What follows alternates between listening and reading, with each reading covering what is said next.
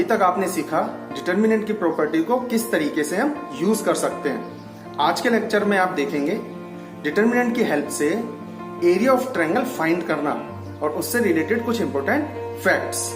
तो आइए देखते हैं। तो जैसे अगर हमारे पास टू डायमेंशन का मतलब होता है कि जो कोऑर्डिनेट्स होंगे वो दो पार्ट्स में होंगे, एक्स कोऑर्डिनेट और वाई कोऑर्डिनेट।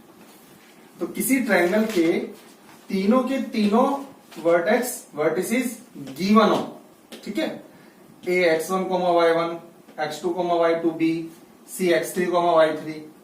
तो हम with the help of determinant इस ट्रायंगल का एरिया कैसे कैलकुलेट करेंगे, आज हमें ये सीखना है।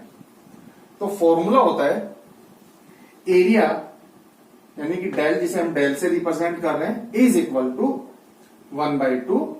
ये जो पहला कोऑर्डिनेट है, आपकी मर्जी, आप तीनों में से किसी को भी फर्स्ट कोऑर्डिनेट कंसीडर कर सकते हो, राइट।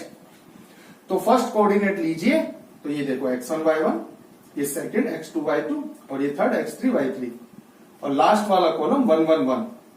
ये मान करके चलो ये फैक्ट है, ऐसे लेना होता है 1, 1, 1, ये फॉर्मूला है।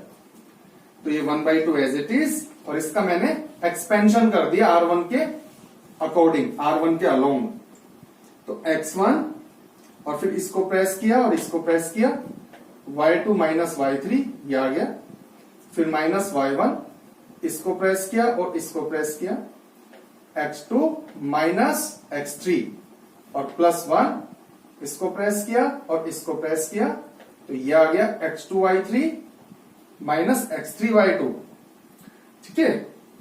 अब आपके मन में ये बात आ रही होगी कि सर 10th स्टैंडर्ड में हमने एक फॉर्मूला पढ़ा था कि 1/2 x1 y2 minus y3 plus x2 y3 minus y1 plus x3 y1 minus y2। तो बच्चों वो वाला फॉर्मूला इसी से ड्राइव हुआ था। ये देखो, अभी हम यहां से भी कैलकुलेट कर लेते हैं कि x1 तो यहां कॉमन आ ही चुका, देखो x1 चाहिए होता है ना, तो x1 तो आ ही चुका। अब हमें चाहिए x2 कॉमन। तो हमने क्या किया, इसको अंदर मल्टीप्लाई कर दिया, इसको रखा एज इट इज, तो minus y1 x2 plus y1 x3 plus x2 y3 minus x3 y2। तो अभी हमें x2 कॉमन चाहिए, तो x2 इसमें है, इसमें नहीं है और इसमें है, तो इन दोनों से x2 कॉमन निकाला, तो ये आया y3 माइनस y1 और इन दोनों से x3 कॉमन निकाला, तो आ गया ना वही वाला फॉर्मूला। लेकिन हम 12th स्टैंडर्ड में डायरेक्ट इसको यूज नहीं कर सकते, ध्यान रखिएगा, चाहे लिखा आए या नहीं लिखा आए, हमें यूज इन्हीं को ही करना है। एक बात का ध्यान और रखिएगा, यह है determinant. Determinant means A numerical value which can be negative, can be zero और कैन बी पॉजिटिव। हम कैलकुलेट कर रहे हैं एरिया। तो अगर मान लीजिए कभी इसकी वैल्यू नेगेटिव आ गई, तो आपको नेक्स्ट में मॉडुलस लेकर के उसको एब्सोल्यूट वैल्यू में कन्वर्ट करना है, मींस कि नेगेटिव साइन को पॉजिटिव में कन्वर्ट कर लेना है, क्योंकि एरिया कांट बी नेगेटिव। इस बात का विशेष तौर पर ध्यान रखिए। और जैसे आप देखो, मान लो इस डिटर्मिनेंट की वैल्यू, ये पूरी कैलकुलेशन की बात कर रहा हूं मैं, इस डिटर्मिनेंट की वैल्यू कुछ इस तरीके से है कि कैलकुलेशन के बाद में आंसर आ रहा है 10, तो जाहिर सी बात है इसकी वैल्यू तो 20 आएगी, हाफ होकर के 10 आ गया। अब सपोज कीजिए कि जो कोऑर्डिनेट मैं कंसीडर कर रहा था, इसको अगर आपने फर्स्ट कोऑर्डिनेट कंसीडर किया तो इसको तो ऊपर लिख दिया। मान लीजिए मैं इसको फर्स्ट कंसीडर कर लेता हूं, तो इसको मैं ऊपर लिखूंगा और इस वाले को फिर मैं नीचे लिखूंगा, इसको सेकंड करता हूं। तो कहने का मतलब इन दोनों रो को आपस में इंटरचेंज करने वाली सिचुएशन आ गई ना, यानी कि एक स्टूडेंट कैलकुलेशन ऐसे कर रहा है और दूसरा स्टूडेंट कैलकुलेशन कर रहा है कि इस कोऑर्डिनेट को यहां लिख रहा है और इस वाले को यहां लिख रहा है, क्योंकि मैंने बताया आप कोई से भी कोऑर्डिनेट को कोई से भी नंबर पे कंसीडर कर सकते हैं।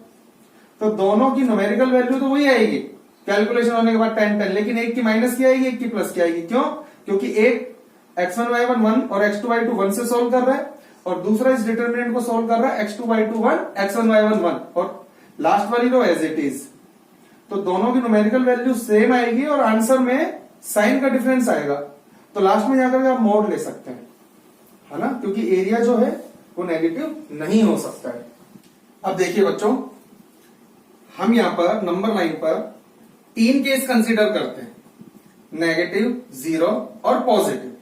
ठीक है, हम जानते हैं कि एरिया एक तो नेगेटिव नहीं हो सकता, राइट, और सिर्फ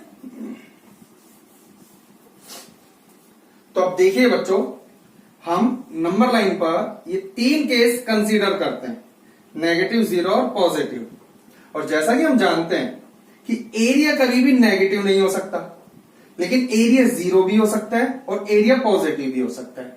ठीक है, तो इन तीनों केस में से एरिया इन दोनों केस में एग्जिस्ट कर सकता है और नेगेटिव में एग्जिस्ट नहीं कर सकता। Area can not be negative, but area can be 0 और कैन बी पॉजिटिव। ठीक है, लेकिन हम कई बार ऐसा लिखा देखते हैं कि एरिया इज ऑलवेज पॉजिटिव, तो वो गलत हो गया, क्योंकि आपने इसको इग्नोर कर दिया। एरिया कैन बी 0 कॉलिनियर के केस में, ट्रायंगल की बात कर रहा हूं मैं, राइट। तो हमें हमेशा क्या लिखना है, area can not be negative. इसका मतलब ऑटोमेटिक कि इन दोनों केस के अंदर एरिया एग्जिस्ट कर सकता है, 0 भी हो सकता है, पॉजिटिव भी हो सकता है, राइट। तो first point, since area can not be negative, so we always take the absolute value means positive value of determinant. Next, if area is given, अब नेक्स्ट पॉइंट पर चलने से पहले एक छोटा सा एग्जांपल आपके सामने मैं लेता हूं। सपोज कीजिए कि हमें किसी क्वेश्चन में कि किसी ट्रायंगल का एरिया गिवन है और सपोज कीजिए कि वो 16 है, तो उस केस में हम करेंगे क्या, 1/2 और डिटर्मिनेंट इज इक्वल टू 16। भाई एरिया 16 गिवन है, यही तो करेंगे। लेकिन सुनना ध्यान से, ये जो डिटर्मिनेंट है विद 1/2, जब आप इसको कैलकुलेट करोगे तो मान लीजिए अगर इसने -16 वैल्यू दी और एक तरफ +16 वैल्यू दी, सपोज कीजिए, ठीक है। जब आप कैलकुलेशन कर रहे हो तो एक बार इसकी वैल्यू -16 आई, एक बार इसकी वैल्यू +16 आई, लेकिन एरिया के केस में ये भी 16 आएगी और ये भी 16 आएगी। क्यों? इस केस में तो आप एब्सोल्यूट वैल्यू लोगे और इस केस के अंदर जो वैल्यू है सही वो लेंगे ही सही। फिर से देखो, डिटर्मिनेंट की वैल्यू नेगेटिव भी आ सकती है और पॉजिटिव भी आ सकती है। पॉजिटिव आ गई तो एरिया ऐसा कैसा हम ले लेने वाले हैं, लेकिन नेगेटिव आ गई तो हम एब्सोल्यूट वैल्यू लेंगे। तो ये है एरिया, राइट। तो एरिया अगर 16 है तो डिटर्मिनेंट की वैल्यू -16 भी हो सकती है और +16 भी हो सकती है। तो अगर किसी क्वेश्चन में एरिया गिवन है तो डिटर्मिनेंट की वैल्यू को आप प्लस माइनस लेकर के चलना होगा, ठीक है। If area is given we have to use both positive and negative values of the determinant for calculation. यही वाली बात हम कर रहे थे। एक चीज और देखिए, अगर मान लीजिए तीनों के तीनों पॉइंट्स एक ही लाइन पर है, मीन्स की कॉलिनियर, तो उस केस में जो एरिया होगा ट्रायंगल का वो 0 हो जाएगा। आप इसको ऐसे भी देख सकते हो, 2D प्लेन में 3 पॉइंट्स हमेशा ध्यान रखना। 2 पॉइंट्स तो देखो हमेशा कॉलिनियर होते ही हैं, तो कॉलिनियर की कंडीशन हमेशा 3 पॉइंट से स्टार्ट होती है। तो 3 पॉइंट या तो कॉलिनियर होंगे या कॉलिनियर नहीं होंगे, और कॉलिनियर अगर नहीं है तो वो वाला पॉइंट या तो यहां होगा, यानी इस लाइन पर नहीं होगा तीसरा पॉइंट, या यहां होगा या यहां होगा, कहीं भी होगा, बाहर होगा, और वो ट्रायंगल जरूर बनाएगा। तो 2D में बेसिकली 2 केस होंगे 3 पॉइंट्स को लेकर के, या तो वो ट्रायंगल बनाएंगे या वो ट्रायंगल नहीं बनाएंगे। इस बात का ध्यान रखिएगा। अगर वो ट्रायंगल बना रहे हैं तो हम एरिया कैलकुलेट कर रहे हैं और एक पॉजिटिव वैल्यू आ रही है हमारे पास में एरिया के फॉर्मेट में। और अगर मान लीजिए ट्रायंगल नहीं बना रहे, नहीं बनाने का मतलब है तीनों के तीनों पॉइंट्स एक लाइन पर है, तो उस केस में एरिया 0 हो जाएगा। आप इसको ऐसे समझो, जैसे ये ट्रायंगल है, सपोज कीजिए कि इसका एरिया इस समय 10 है, राइट। थोड़ी देर बाद ये ट्रायंगल छोटी हो गई, यानी कि ये वाला पॉइंट्स इस लाइन की तरफ मूव करने लग गया, तो अब मान करके चलो एरिया रह गया 5। एक टाइम बाद और छोटा हो गया, मान करके चलो एरिया रह गया 2, और एक टाइम बाद ये वाला पॉइंट इसी के ऊपर आ गया, तो एरिया कम होता जा रहा था ना। तीनों पॉइंट्स एक लाइन पर आ गए और एरिया हो गया 0। तो कॉलिनियर के केस में area 0। The area of the triangle form by 3 collinear points is 0। आइए हम एक क्वेश्चंस लेते हैं। एक्सरसाइज 4.3 का क्वेश्चन नंबर 1 का पार्ट 3rd।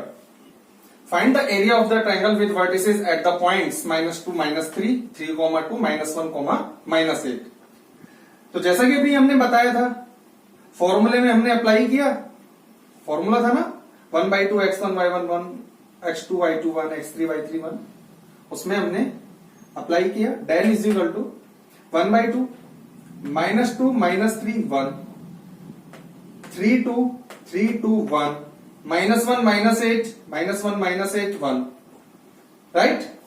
अब 1 1 1 आ गए हैं, जैसा कि बताया था लास्ट टाइम 4.2 एक्सरसाइज के क्वेश्चंस के लिए कि 2 0 बनाओ। क्या चल रहा था, तो प्रूफ थोड़ी ना करना है, डायरेक्ट कैलकुलेशन कर लेते हैं हम लोग।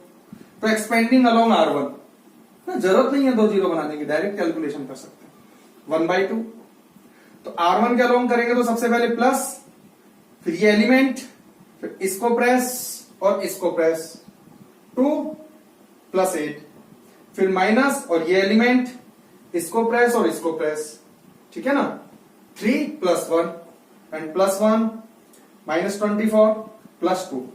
कैलकुलेशन करने के बाद हमने देखा -30 R1/2 और -15, ठीक है। डिटर्मिनेंट यानी इसकी कैलकुलेशन -15 है, तो जाहिर सी बात है area can not be negative, इस वजह से हमने इस पे मॉडुलस लिया है।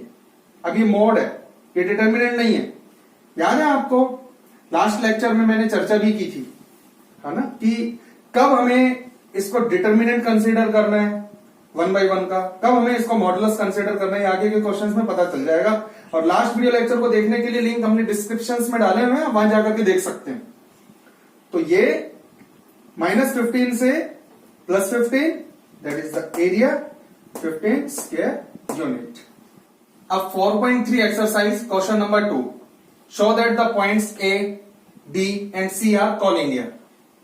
जैसा कि अभी हमने बात की थी कि अगर 3 पॉइंट्स कॉलिनियर हैं तो उनसे जो ट्रायंगल बनेगी उसका जो एरिया होगा वो 0 होगा।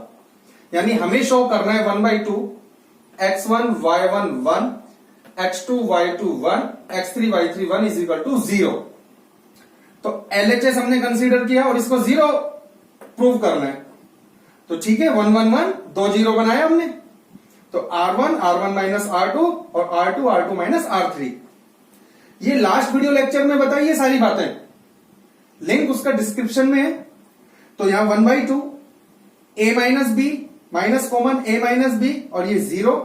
Same here, taking common A minus B and B minus C from R1 and R2 respectively, 2 0 C1 के according expansion plus minus plus, तो प्लस माइनस प्लस डायरेक्ट यहां से +1 -1 +1, ठीक है। ये सारी कैलकुलेशन हम लोग पिछले वीडियो लेक्चर में डिस्कस कर चुके हैं, लास्ट वीडियो लेक्चर में डिस्कस कर चुके हैं। आप डिस्क्रिप्शन में जाकर के उनको जरूर देखिएगा। 1/2 एज इट इज 0 और final 0। LHS is equal to RHS, hence proof. अब एक्सरसाइज 4.3 क्वेश्चन नंबर 3 का part first, find the value of K if area of triangle is 4 square unit and vertices are K, 0 4, 0 and 0, 2। जैसा कि हमने discuss किया था कि अगर area given है तो जो डिटर्मिनेंट है ना इज इक्वल टू, यानी उनकी कैलकुलेशन प्लस भी आ सकती है माइनस भी आ सकती है। तो जो वैल्यू गिवन है ना, जो वैल्यू गिवन है उसके आगे आपको दोनों साइन लेकर के चलने होंगे। तो बस अब क्या था, हमें इसको सॉल्व करना है। तो एक्सपेंडिंग अलोंग C2, देखो C2, तो plus minus minus plus minus, तो -2 and then K - 4 is equal to this. Solve करने के बाद में एक बार प्लस का साइन और एक बार माइनस का साइन, और you will get the value of K। अब बच्चों एक्सरसाइज 4.3 क्वेश्चन नंबर 4 का part second, find equation of line joining points this and this using determinant. ध्यान से देखिएगा इस कॉन्सेप्ट को। अगर आपको किसी लाइन की इक्वेशन कैलकुलेट करनी है, लाइन की, तो हमें क्या करना है कि एक और पॉइंट, क्योंकि ये दोनों पॉइंट्स तो न्यूमेरिकल वैल्यू में दे रखे हैं, दोनों के दोनों पॉइंट्स इंटीग्रल न्यूमेरिकल वैल्यू में दे रखे हैं, यानी कि ये भी न्यूमेरिकल वैल्यू, ये भी और ये भी। और हम जानते हैं किसी लाइन की इक्वेशन में, जैसे कि 11th क्लास में भी मैंने डिस्कस किया था, एक्स और वाई तो आएंगे ही आएंगे। तो हमें इसी लाइन के ऊपर एक और पॉइंट कंसीडर करना है जिसके कोऑर्डिनेट x, y हो। तो किसी बहाने से हमें x और y को इंट्रोड्यूस कराना है। तो ऐसे क्वेश्चंस को सॉल्व करने के लिए हमें क्या करना होगा, let P X comma Y be any point on the line, बस इस लाइन पर फोकस कर लीजिए, ज्वाइनिंग पॉइंट्स ये एंड ये। इसका मतलब तीनों के तीनों कॉलिनियर, डिटर्मिनेंट 0। अब यहां देखिए 1/2 एक न्यूमेरिकल वैल्यू इनटू ये अनदर न्यूमेरिकल वैल्यू, दो न्यूमेरिकल वैल्यू का मल्टीप्लीकेशन 0 है, तो 1/2 तो 0 हो नहीं सकता, तो जाहिर सी बात है ये इज इक्वल टू 0। एक्सपेंशन के बाद हमने देखा यहां से -2 कॉमन, और finally -2 is not equal to 0 which is the required equation of the line. तो आज के लेक्चर में आपने देखा किस तरीके से 2D में अगर हमारे पास किसी ट्रायंगल के तीनों वर्टिसेस हैं तो डिटरमिनेंट का यूज करते हुए हम उसका एरिया किस कॉन्सेप्ट से, किस फॉर्मूले से कैलकुलेट कर सकते हैं। नेक्स्ट वीडियो लेक्चर में हम देखेंगे किसी डिटरमिनेंट के माइनर के बारे में, किसी डिटरमिनेंट के कोफैक्टर के बारे में, और एडजॉइंट ऑफ अ मैट्रिक्स के बारे में।